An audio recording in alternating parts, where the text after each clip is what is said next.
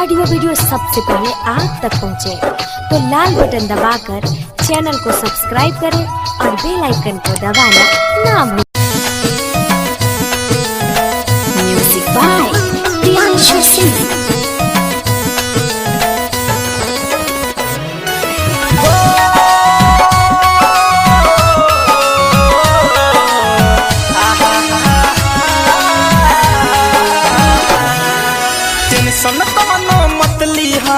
खुशी खुशी जिंदगी जी हा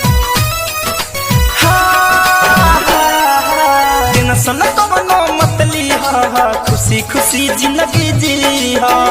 दिल में न कवनो सवाल रखिया दिल में न कवनो सवाल रखिया जान जाते बारू तू ससुररिया जान जाते बारू अब ससुररिया तू अपन ख्याल रखिया जान जाते बारू अब ससुररिया तू अपन ख्याल रखिया।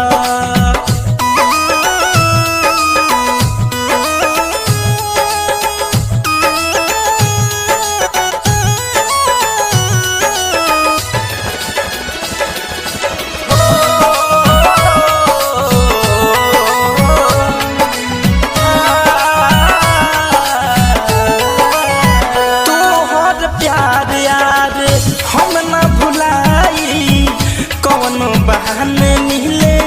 तोहरा से आई हो तोहर प्यार यार हम ना भुलाई कवनो बहाने मिले तोहरा से आई हम पे भरोसा करिहा तू घूट घूट के न मरिहा तू मन के माहौल खुशहाल रखिया मन के माहौल खुशहाल रखिया जान जात बारू पियावा के घरे जान जात बारू पियावा के घरे तू अपन ख्याल रखिया जान जात बारू अब ससुररिया तू अपन ख्याल रखिया।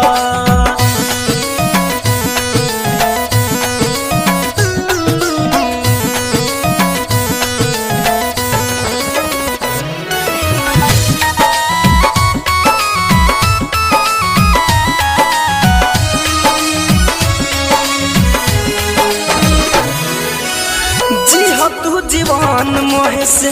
परदेसी साथ हो फोन पर धनंजय से कर ली हो बात हो